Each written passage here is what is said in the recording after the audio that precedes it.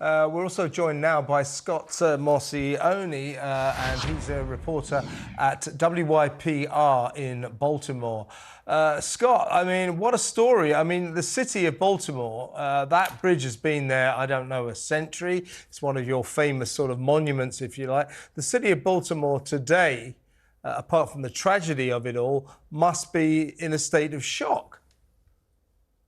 Absolutely. Yeah, the bridge has been there since the 1970s, and at the time it was considered an engineering marvel when it was built. Really just a lot of tragic statements coming out from politicians, from people in the community, everyone just really checking in on their neighbors, ensuring that the people they know and love are safe. I mean, do we have any latest update on the search and rescue operation? We've heard that at least 7 people could still be in the Patapsco River. But when we first heard reports, there were concerns that there were workmen operating on the bridge at the time, that there are as many as potentially 12 vehicles trying to cross the bridge at the time. Have you got any updates on that front? That's right. As you reported, there's 2 people that they've rescued. One was uninjured and the other is now in serious condition. We know that the water temperature was 7 degrees Celsius at the time, which is quite cold and limits the amount that people may be able to survive in that water. The FBI is on the scene and the Coast Guard is continuing to look for survivors. We know that they're using sonar to look through this murky water that is down there, and that is helping them look for cars. They know that there's at least several cars that are in the water right now. One other thing to bring up, the ship was nearly 1,000 feet long, or 300 meters. It was on its way to Sri Lanka. It was owned by Synergy Marine Group, which controls a fleet of about 400 vessels, employs about 14,000 seafarers.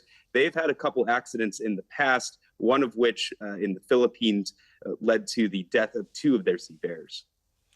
Scott, tell us about the effect that this bridge collapsing will have on the city of Baltimore. And also tell us, had this horror of horrors accident happened, say, at 8:30 in the morning during rush hour, I'm assuming this bridge would have been very crowded. What effect, first, though, will the collapsing of this bridge have on the people of Baltimore? Presumably it's going to be a lot more difficult to get around. Yes, absolutely. So this is one of the major arteries around Maryland and Baltimore. It's called 695. It goes around the city itself. 95 is one of the bigger arteries throughout the whole East Coast that goes from really New England down to Florida. So this is something that would have been around 8 in the morning extremely populated. One of the slim silver linings to this incident is that it happened at 1:30 in the morning and not during rush hour. We're very lucky, but we do know that this is going to have extreme impacts on what is going on in transportation throughout the city, and people are just going to have to use other highways and routes to get around to their area today, and hopefully jobs will be giving people as much grace as possible if they're going to end up being late. Yeah, I find it fascinating, actually, what you were touching on there, that this sort of almost 1,000-foot-long vessel, the Dali, a Singaporean flagged container, is from a company that has, you say, experienced other accidents in the past.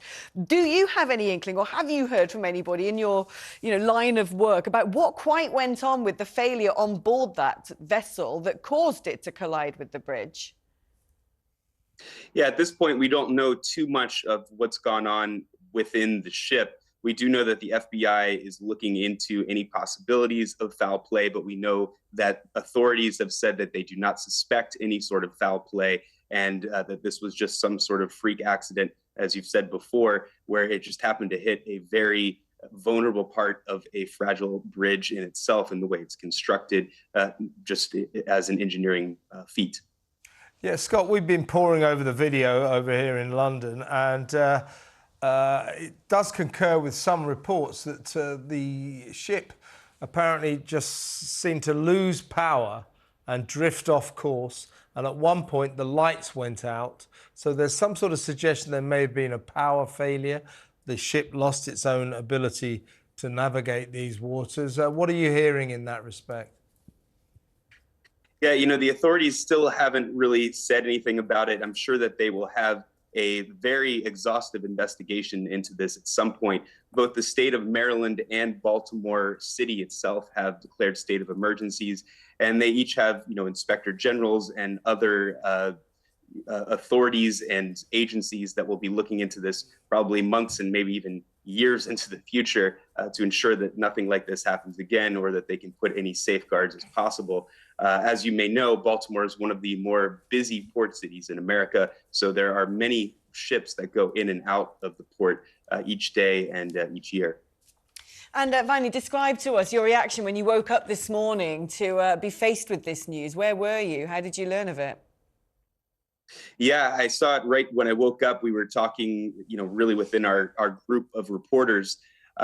Mayor Brandon Scott here in Baltimore really put it perfectly that it's something out of an action movie. I mean, really just a incredible thing to look at, and really tragic. So, our hearts and thoughts are going out to all the people who were involved in this, and to all the rescue workers who are working hard to ensure people's safety. Sad story, Scott, but an extraordinary story. Busy times for you ahead, and we thank you for giving us the time. Thank you so much.